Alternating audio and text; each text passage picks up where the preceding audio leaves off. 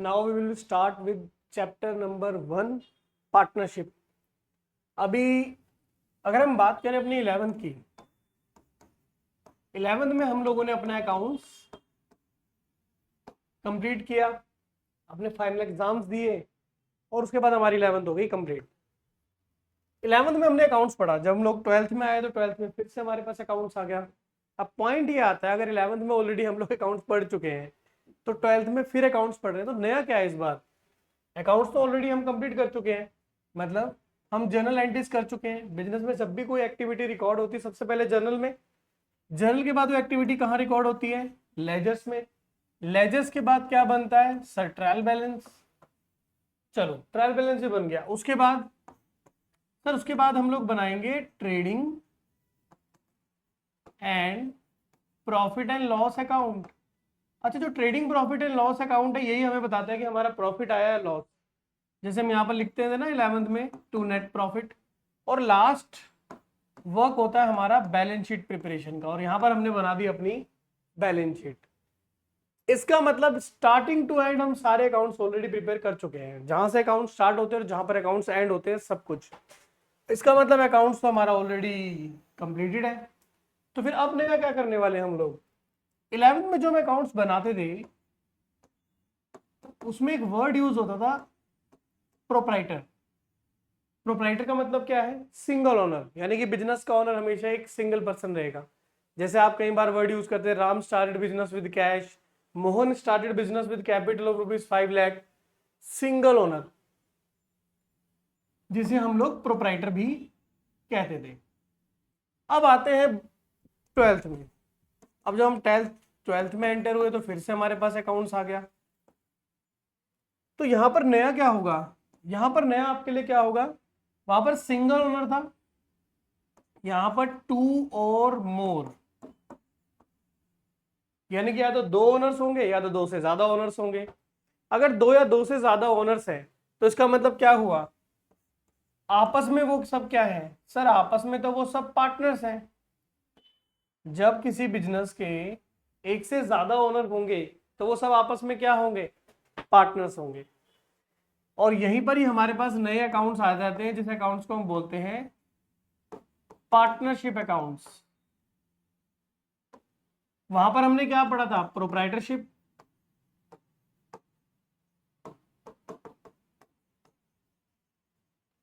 तो if someone is asking you कि आप 12th में चले गए क्या पढ़ रहे हो? अकाउंट्स पढ़ रहे हो, पर अकाउंट्स तो आप ऑलरेडी 11th में भी पढ़ चुके हो। हाँ, 11th में हमने प्रोप्राइटरशिप पढ़ लिया है। अगर किसी बिजनेस का सिर्फ एक ओनर हो तो अकाउंट्स कैसे प्रिपेयर किए जाते हैं हम लोग ऑलरेडी 11th में सीख चुके हैं। 12th में हम लोग क्या सीखने वाले हैं? अगर एक से ज्यादा ओनर हो तो सर 11th में तो हमें पता था journal, ledger, trial balance, trading profit and loss और बैलेंस शीट। तो फिर 12th में हम लोग क्या करने वाले हैं? 12th में सबसे पहले हम करेंगे जर्नल। क्या 12th में भी जर्नल होगा? फिर से लेजर आएगा, फिर से ट्रायल बैलेंस आएगा? ये क्या हमें फिर से trading and profit and loss account दोबारा बनाना पड़ेगा? ये भी एक पॉइंट है, क्योंकि अगर हम पार्टनरशिप अकाउंट्स बना रहे हैं तो बिजनेस का चाहे एक ओनर हो या एक से ज्यादा ओनर हो, बिजनेस में एक्टिविटीज को रिकॉर्ड भी करना पड़ेगा, लेजर्स भी क्लासिफाई भी करना पड़ेगा, समरी भी निकालनी पड़ेगी, प्रॉफिट एंड लॉस भी निकालना पड़ेगा। ये लीजिए, ये सब तो हमें दोबारा से करना पड़ेगा। उसके बाद क्या होगा? यहां पर जो नेट प्रॉफिट आता था 11th में, वो प्रॉफिट किसका होता था? सर ऑनर का। ऑनर कौन है? एज्यूम कर लेते हैं बिजनेस के ऑनर का नाम है मिस्टर राम, तो सारा प्रॉफिट किसका हो गया? राम का। लेकिन जब हम 12th अकाउंट्स पढ़ रहे हैं तो हम पार्टनरशिप की बात कर रहे हैं, सिंगल ओनर तो होगा नहीं। तो हम मान लेते हैं बिजनेस के 2 ओनर हैं, एक का नाम है मोहन और दूसरे का नाम है सोहन। 2 partners, 2 owners. इसका मतलब ये जितना भी नेट प्रॉफिट आपने अर्न किया है, अभी किसी एक का नहीं है, 2 लोगों का है। यहां पर तो अगर आपने नेट प्रॉफिट अर्न कर लिया, एज्यूम कर लेते हैं कुछ 6 लाख, आपने 6 लाख रुपीज अर्न करे, वो सारे के सारे 6 लाख किसको बिलोंग करते हैं? राम को। अगर यहां पर भी आपने 6 लाख रुपीज अर्न कर लिए हैं, लेकिन अब ये पेमेंट सिर्फ मोहन या सिर्फ सोहन की नहीं है, दोनों की है। हाँ तो ठीक है सर, नया क्या है इसमें? अभी आपने प्रॉफिट तो यहां पर लिख दिया, अभी प्रॉफिट किसके बीच में डिवाइड होगा? मोहन एंड सोहन। जबकि 11th में जितना प्रॉफिट होता था वो एक का होता था, तो डिवाइड करने की जरूरत ही नहीं पड़ती थी। तो इसका मतलब इस प्रॉफिट को डिवाइड कैसे करेंगे? सर 11th में तो हमने प्रॉफिट को डिवाइड करना सीखा ही नहीं। हमें क्यों नहीं सिखाया गया 11th में? 11th में बिजनेस में एक ही ओनर था, सिंगल प्रोप्राइटर था। प्रोप्राइटर अगर मालिक एक है तो बांटोगे किसके बीच में? लेकिन यहां पर ओनर कितने हैं? दो, मोहन भी है, सोहन भी है। तो एक और अकाउंट हम बनाना सीखते हैं जिसका नाम है profit and loss appropriation account. चलो कुछ तो नया आया हमारे पास +2 में। प्रॉफिट एंड लॉस, प्रॉफिट या लॉस को एप्रोप्रिएशन का मतलब क्या होता है? डिवाइड करना। यानी कि अब हम एक ऐसा अकाउंट बना रहे हैं जो बताएगा कि 6 लाख को मोहन और सोहन में कैसे डिवाइड किया गया। चलो मान लेते हैं इस 6 लाख को मोहन और सोहन के बीच में इक्वली डिवाइड किया गया, 3 लाख और 3 लाख, यानी कि आधे पैसे मोहन के और आधे पैसे सोहन के। इसका मतलब P&L एप्रोप्रिएशन का जो पर्पस है बनाने का, वो पर्पस यही है कि पार्टनर्स के बीच में प्रॉफिट और लॉस को कैसे डिवाइड किया गया है ये सीखेंगे। उसके बाद अब क्योंकि प्रॉफिट दो पार्टनर्स को मिला है और बिजनेस में दोनों पार्टनर्स की अलग अलग कैपिटल है, तो हमें एक और अकाउंट बनाना पड़ता है जिसे हम बोलते हैं पार्टनर्स का कैपिटल अकाउंट। हम मोहन का भी कैपिटल अकाउंट बनाएंगे और सोहन का भी। मोहन का कैपिटल अकाउंट हम इसलिए बनाएंगे ताकि हम ये चेक कर सके कि मोहन की कैपिटल पूरे साल में इंक्रीज हुई, डिक्रीज हुई या नहीं, और सोहन का भी, क्योंकि दोनों पार्टनर्स जानना चाहते हैं कि अगर हमने इस बिजनेस में पैसा इन्वेस्ट किया है तो हमारी कैपिटल इंक्रीज हो रही है, डिक्रीज हो रही है, कुछ इंप्रूवमेंट हो रही है या नहीं हो रही। इसके बाद हम बनाएंगे क्या? Balance sheet. Sir balance sheet कैसे बनाएंगे? बैलेंस शीट वैसे ही बनाएंगे जैसे आप पहले बनाते थे। इसका मतलब ये हुआ, +2 में अगर मैं बात करूं जर्नल से लेकर trading profit and loss account तक, ये सब तो ऑलरेडी हम 11th में कर चुके हैं। कुछ नया तो ये लग रहा है। अब ये बात तो सीबीएसई बोर्ड को भी पता है। तो सीबीएसई बोर्ड कहता है कि ऐसा है, यहां से लेकर यहां तक तो आप ऑलरेडी कर चुके हो 11th में, तो आपको दोबारा से ये सब कुछ करने की जरूरत नहीं है। आप एक काम करो, आप सीधा क्या बनाओ? P&L एप्रोप्रिएशन अकाउंट, बात ही खत्म। तो हमारे सिलेबस में journal, ledger, trial balance, trading profit and loss account नहीं है। हमारे सिलेबस में है profit and loss appropriation account, partners का कैपिटल अकाउंट और फिर उसके बाद बैलेंस शीट। पर बैलेंस शीट भी हमने पिछले साल बना के देखी है, तो कुल मिला के कितनी नई चीजें आएंगी आपके पास? एक P&L एप्रोप्रिएशन और दूसरा कैपिटल अकाउंट। बस दो टॉपिक के ऊपर पूरा चैप्टर आपका घूमता चला जाएगा बच्चे। पॉइंट्स तो बहुत ज्यादा आएंगे फर्स्ट चैप्टर में, लेकिन बेसिकली जो फोकस रहेगा आपका फर्स्ट चैप्टर का वो P&L एप्रोप्रिएशन और पार्टनर्स कैपिटल अकाउंट पर रहेगा।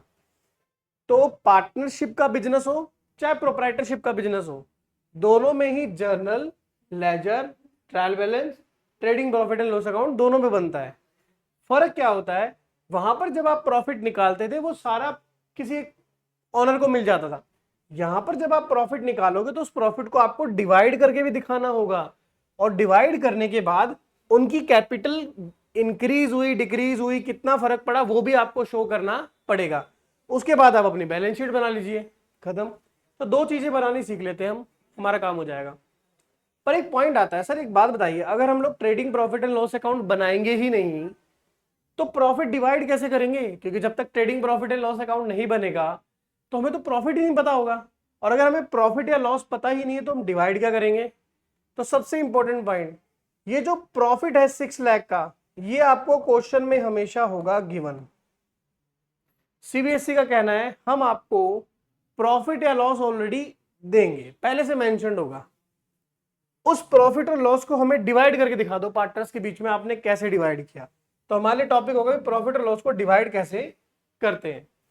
तो इसका मतलब ये हुआ, अभी तो जस्ट बेसिक क्लास थी फर्स्ट चैप्टर की जिसमें मैं आपको ये समझाना चाह रहा था कि आप लोगों ने 11th में भी अकाउंट्स पढ़ा है, आप लोग 12th में भी अकाउंट्स पढ़ रहे हैं, दोनों में फर्क क्या है। तो आपकी फर्स्ट डे क्लास हो, आप पेरेंट्स ने पूछ लिया या किसी और ने पूछ लिया कि यार तुम अकाउंट्स 11th में ऑलरेडी पढ़ चुके थे, क्या अभी भी कुछ पढ़ना बाकी था जो आप 12th में पढ़ रहे हो? आपको कि नहीं, 11th में हमने प्रोप्राइटरशिप ही पढ़ा था, 12th में आके हम किसकी बात करने जा रहे हैं? पार्टनरशिप की। चलो, तो यहां से हमारा पार्टनरशिप अकाउंट शुरू होता है। अब जब हम पार्टनरशिप की बात करते हैं तो हमारे माइंड में बहुत सारे क्वेश्चंस आते हैं, तो कुछ थ्योरेटिकल प्रैक्टिकल बहुत सारी बातें आएंगी, तो उन्हीं के बारे में बात कर लेते हैं। सबसे पहली बात, सर ये पार्टनरशिप अकाउंट्स क्या होता है? आखिर पार्टनरशिप है क्या? तो सिंप्लीफिकेशन में अगर हम इसको आराम से बड़े आराम से समझे तो क्या होती है, जब टू और मोर पर्सन्स, मतलब पर्सन का मतलब यहां पर है दो या दो से ज्यादा ओनर्स, मतलब Ram, Shyam, Mohan, Sohan, Sita, Gita, A, B, X, Y, Z, two और more person doing business together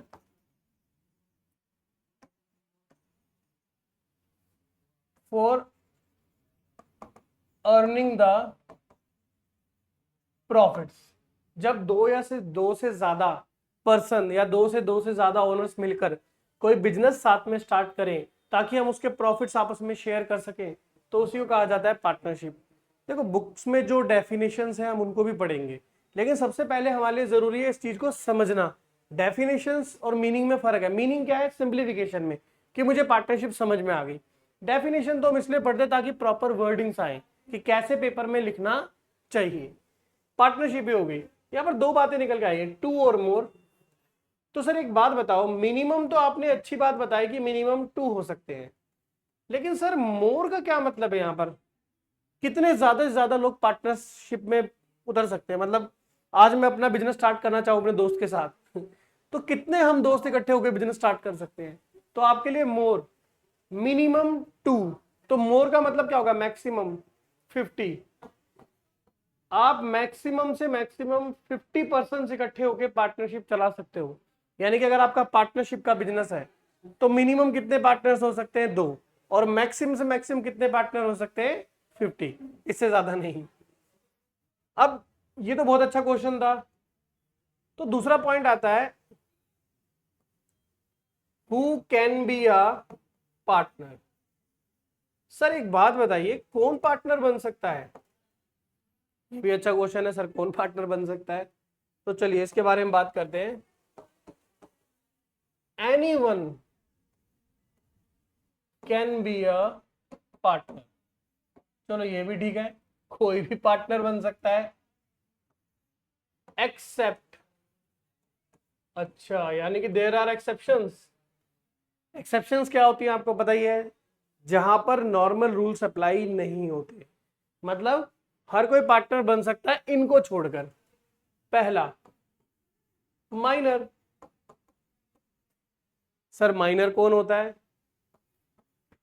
below the age of 18। अगर आप अभी 18 ईयर्स के नहीं हुए हैं तो इसका मतलब ये हो गया कि आप एक माइनर हैं, बिलो द एज ऑफ 18। तो आप एक पार्टनरशिप फर्म में पार्टनर नहीं बन सकते। दूसरा, a person of unsound mind. Sir ये अनसाउंड माइंड क्या होगा? साउंड माइंड, जिस पर्सन के अंदर सोचने समझने की डिसीजन मेकिंग पावर अच्छी हो। अनसाउंड माइंड मतलब सोचने समझने की पावर, डिसीजन लेने की पावर मेंटली बच्चे में प्रॉब्लमेटिक है, जैसे ना मेंटली चैलेंज स्टूडेंट होते हैं। तो अनसाउंड माइंड पर्सन के साथ आप पार्टनरशिप में नहीं उतर सकते। और तीसरा, डिसक्वालिफाइड बाय लॉ। अगर हमारे देश का कानून ही मना कर दे, हमारे देश का लॉ मना कर दे, तो भी आप पार्टनर नहीं बन सकते। जैसे मान लेते हैं कोई पर्सन है, वो मर्डर का उसके ऊपर चार्ज लगा हुआ है, अब वो बेचारा जेल में बंद है, वो कह रहा है मैं पार्टनरशिप करना चाहता हूं, तो लॉ कहता है नहीं पहले आप अपनी सजा पूरी कीजिए, उसके बाद जब आप फ्री हो जाएंगे उसके बाद पार्टनर बन सकते हो, जब तक जेल में हो तब तक नहीं। इसका मतलब तीन लोग पार्टनर्स तो बन ही नहीं सकते। पहला, माइनर। अब यहाँ पर पहला पॉइंट आता है, सर इन तीनों को बेचारों को पार्टनर नहीं बनने दिया जा रहा, क्यों? माइनर को क्यों? अगर कोई person below the age of 18 है, इसका मतलब ज्यादातर चांसेस मान के चलो वो स्टडी कर रहा होगा अपनी लाइफ में, और स्टडी में भी कहाँ होगा, अभी पूरी कंप्लीट नहीं होगी स्टडी, मतलब ये मान के चलो हो सकता है 12th में, हो सकता है फर्स्ट ईयर सेकंड ईयर। इसका मतलब प्रैक्टिकल लाइफ का भी उसे ज्यादा एक्सपीरियंस नहीं होगा। तो गवर्नमेंट कहती है अगर एक पर्सन जो भी माइनर 18 से कम है, लाइफ का ज्यादा एक्सपीरियंस नहीं है, मान लो 14 ईयर्स का है, 15 ईयर्स का, 16, 12 ईयर्स, 10 ईयर्स, तो ऐसे पर्सन को अगर आप अपने साथ जोड़ते हैं जिसे बिजनेस लाइन का एक्सपीरियंस नहीं है, बाहर का कुछ अता पता नहीं है, तो आप लोग उसका बेनिफिट भी तो उठा सकते हैं। बेनिफिट कैसे? मान लो एक 10 ईयर्स का स्टूडेंट है, हम उसे बुलाते, बेटे इधर आओ, एक काम करो, आप आज से हमारे पार्टनर हो, हम आपको एक चॉकलेट देते हैं, आप यहाँ पर डॉक्यूमेंट्स पे साइन कर दो। अब उस बच्चे को ज्यादा पता नहीं है, लेकिन चॉकलेट मिल रही है तो डॉक्यूमेंट पे साइन कर दी। अब हो सकता है उन डॉक्यूमेंट पे साइन करने की वजह से एक बैंक का लोन है जो 50 लाख का उस बेचारे को पे करना पड़ जाए। तो यहाँ पर आप कहते हो नहीं नहीं यार, ये तो छोटे बच्चे के साथ गलत हो गया। तो हमारा लॉ कहता है जिनकी एज बिलो द 18 है, तो ये बहुत ज्यादा जरूरी है कि हम उनको सेफ्टी प्रोवाइड करें। अभी लाइफ का इतना एक्सपीरियंस नहीं है, अभी बिजनेस के बारे में इतनी नॉलेज नहीं है, तो 18 साल से पहले तो गवर्नमेंट आपको वोट भी नहीं डालने देती, कि अभी आपकी इतनी डिसीजन मेकिंग पावर नहीं है कि आप एक सही गवर्नमेंट चूज कर सकें। इसीलिए आपकी एक डिसीजन मेकिंग पावर अच्छी नहीं होगी तो आप एक किसके साथ पार्टनरशिप करनी चाहिए, किसके साथ नहीं करनी चाहिए, शायद आप ये डिसाइड नहीं कर पाएंगे। दूसरा, अनसाउंड माइंड को बाहर क्यों किया गया है? एक पर्सन जिसकी डिसीजन मेकिंग पावर अच्छी नहीं है, सोचने समझने की शक्ति, जैसे आप फिल्मों में देखते हो, अगर आपने कोई मिल गया फिल्म देखी है तो ऋतिक रोशन तो दिखाया गया है। अब ऋतिक रोशन एज से तो कितना दिखाया गया है, 25 ईयर्स, लेकिन माइंड उसका क्या था, एक छोटे से बच्चे, 5 साल के बच्चे की तरह था। तो यहां प्रॉब्लम क्या है, फिजिकली ग्रो हो रहा है लेकिन मेंटली ग्रो नहीं हो रहा है, तो डिसीजन मेकिंग पावर अच्छी नहीं है। ऐसे पर्सन को अगर आप अपने साथ पार्टनरशिप में जोड़ेंगे तो दूसरे पर्सन ऐसे पर्सन का फायदा उठा सकते हैं। इसके सोचने समझने की पावर ज्यादा है नहीं, इससे कहीं भी साइन करवा लो, इस कोई भी प्रॉपर्टी इस बेचारे की अपने नाम पे करवा लो, पार्टनरशिप में जितना लॉस है सारा इसके ऊपर डाल दो। इसीलिए एक अनसाउंड पर्सन को आप कभी भी, ऐसा पर्सन जिसका माइंड अनसाउंड है, आप उसको साथ अपने साथ एज अ पार्टनर नहीं जोड़ सकते। तीसरा, डिस्क्वालिफाइड बाय लॉ। मान लेते हैं हमारे देश में कोई पर्सन है और वो हमारे देश की सीक्रेट इंफॉर्मेशन को किसी एनिमी कंट्री को बेचते हुए मिल गया है और वो पकड़ा गया है। अब आपको कह रही ये तो बहुत गलत बात है, ये तो अपने देश के साथ गद्दारी वाली बात हो गई। एक क्रिमिनल को गवर्नमेंट कहती है हम डिस्क्वालिफाइड करते हैं। भाई एक क्रिमिनल को हम कभी भी पार्टनरशिप में पार्टनर बनने नहीं देंगे, क्योंकि एक ऐसा पर्सन जो अपने देश के अगेंस्ट जा सकता है और उस पर्सन को बिजनेस करने की परमिशन दे दी जाए, तो हो सकता है कल बिजनेस में भी कुछ वैसा करे जो हमारी कंट्री के लिए क्या हो, नेगेटिव हो। तो 3 ही लोग हैं जिनको गवर्नमेंट ने क्या करा है, डिस्क्वालीफाई। पहला, एक माइनर जिसकी एज 18 ईयर से क्या है, कम है। दूसरा, पर्सन ऑफ अनसाउंड माइंड, ऐसा पर्सन जिसके सोचने समझने की शक्ति ज्यादा नहीं है। और तीसरा, डिस्क्वालीफाइड बाय लॉ, उसके अगेंस्ट कोई एक ऐसी क्रिमिनल एक्टिविटी चली है जिसकी वजह से गवर्नमेंट को नहीं लगता कि इसको हमें पार्टनर बनने देना चाहिए। तो 3 लोग पार्टनर नहीं बन सकते। तो अगर हम बैक करें तो स्टार्टिंग से देखते हैं 11th के अकाउंट्स और 12th के अकाउंट्स में क्या डिफरेंस आएगा। हम पहले प्रोप्राइटरशिप पढ़ रहे थे, सिंगल ओनर्स, अब हम पार्टनरशिप पढ़ेंगे, एक से ज्यादा। हम सीखेंगे कि पार्टनर्स के बीच में प्रॉफिट कैसे डिवाइड होता है, क्योंकि पहले तो हमें डिवाइड करने की जरूरत नहीं थी। उसके बाद सर ये पार्टनरशिप क्या होती है, जब 2 और more person doing business together for earning profit. लेकिन प्रॉफिट के साथ लॉस भी तो हो सकता है। अगर आप बिजनेस लाइन में हैं, प्रॉफिट अच्छी बात है, आप अर्न करना चाहते हैं, लेकिन it is just your wish कि काश यार प्रॉफिट ही हो जाए, लेकिन लॉस भी हो सकता है। तो अगर प्रॉफिट हुआ तो प्रॉफिट डिवाइड हुआ, लॉस हुआ तो लॉस डिवाइड होगा। सर मिनिमम कितने पार्टनर होते हैं? मिनिमम 2, कम से कम 2 लोग तो होंगे तभी तो पार्टनर, वरना पार्टनर के साथ बनोगे। मैक्सिमम कितने हो सकते हैं? 50 as per law. As per law 50 से ऊपर पार्टनर्स नहीं हो सकते। Who can be a partner sir? तो anyone can be a partner, बस इन 3 लोगों को नहीं बनाना। बिलो द एज ऑफ 18 अगर कोई माइनर है, अनसाउंड माइंड का पर्सन है जिसकी थिंकिंग पावर अच्छी नहीं है, जो मेंटली थोड़ा चैलेंज बोल सकते हैं आप। और डिस्क्वालीफाइड बाय लॉ, अगर हमारे देश के कानून मतलब जज ने बोल दिया कि भाई ये नहीं बनेगा पार्टनर, ये किसी के साथ बिजनेस नहीं कर सकता, और ऐसे डिस्क्वालीफाइड बाय लॉ होगा, वो पार्टनरशिप क्या, वो कोई भी बिजनेस नहीं कर सकता। अब इन तीनों को ध्यान से पढ़ते हैं तो इसमें जो माइनर आता है सबसे ऊपर, माइनर, माइनर के साथ एक प्रॉब्लम हो सकती है। सर आपने माइनर को बोला है कि आप पार्टनर नहीं बन सकते। अब मान लेता हूं मैं आपको एक लड़के की कहानी बताता हूं। मान लो एक लड़का है जिसका नाम है राजू। राजू एक लोअर मिडिल क्लास फैमिली से था, पापा की जॉब चली गई तो बस राजू को पढ़ा नहीं पाया आगे। राजू उस टाइम 12 साल का था। तो 12 साल का राजू अपने पापा के साथ ढाबे में मदद कराने लग गया। चलो कोई बात नहीं, क्या कर सकते हैं, स्टडी नहीं कर सकते, पैसे नहीं है, तो पापा की मदद करा देता हूं। उसने 12 ईयर से लेकर 15 ईयर्स तक 3 साल ढाबे पे काम किया अपने पापा के साथ, और उनका ढाबा बहुत अच्छा चल पड़ा। तो अब राजू को हर काम आता है, ढाबे को कैसे वहां पर खाना बनाया जाता है, कस्टमर को कैसे सर्व किया जाता है, राजू को बड़े अच्छे तरीके से आता है। अब वो अपने पापा को कहता है, पापा आप ये ढाबा चलाओ, एक काम करते हैं, एक और ढाबा कहीं और पर खोल लेते हैं, या फिर कहीं पर एक रेस्टोरेंट खोल लेते हैं। पापा कहते हैं ठीक है। तो राजू 16 ईयर्स की एज में ये डिसाइड करता है कि कहीं पर हम एक अच्छा सा रेस्टोरेंट खोलेंगे। और राजू सोचता है इसके लिए अकेले तो नहीं खोल पाऊंगा, इतना भी पैसा नहीं है। तो राजू जाके बात करता है मिस्टर मनोज से, और मनोज से कहता है, मनोज की एज में बता दूं 30 ईयर्स है, उनको कहता है सर क्या आप और मैं मिलकर एक रेस्टोरेंट खोलें। राजू की एज कितनी है, 16। अब यहां एक प्रॉब्लम है, मनोज कहते हैं मैं आपके साथ पार्टनरशिप नहीं कर सकता, क्योंकि आप तो 16 ईयर्स के हैं, और एज पर पार्टनरशिप एक्ट कोई भी पर्सन जो बिलो द एज ऑफ 18 है वो पार्टनर नहीं बन सकता, तो सॉरी मैं आपके साथ पार्टनरशिप नहीं कर पाऊंगा। अब यहाँ पर राजू कहता है यार ये क्या मतलब है, मुझे तो अच्छा खासा एक्सपीरियंस है, मुझे काम भी आता है, मैं करने को भी तैयार हूँ, just because of my age मुझे तो रोक दिया गया। अब यहाँ पर आपको बताया गया था कि माइनर को तो इसलिए मना किया गया था ताकि माइनर को प्रोटेक्ट किया जा सके, ताकि कोई माइनर के साथ फ्रॉड ना कर सके। लेकिन यहां पर तो आप माइनर के फेवर में जाने की बजाय माइनर के अगेंस्ट चले गए। अब यहां पर लॉ कहता है अब क्या करें। अगर हम कहते हैं कि माइनर पार्टनर बन सकता है तो प्रॉब्लम होगी, क्योंकि मैक्सिमम माइनर्स क्या होते हैं, इतने एक्सपीरियंस नहीं होते, उनके साथ फ्रॉड करना आसान है। अब अगर हम कहते हैं कि पार्टनर मतलब बन सकते हैं तो प्रॉब्लम, और नहीं बन सकते तो वो माइनर्स जिन्होंने बहुत छोटी उम्र से काम करना शुरू कर दिया और 16 ईयर्स 15 ईयर्स 17 ईयर की एज में वो काफी अच्छा काम करना जानते हैं, लेकिन प्रॉब्लम ये है कि उनके साथ कोई काम करने को तैयार नहीं है। वो प्रोप्राइटर तो बन सकते हैं लेकिन पार्टनर नहीं बन सकते। तो लॉ ने यहां पर क्या करा, आ माइनर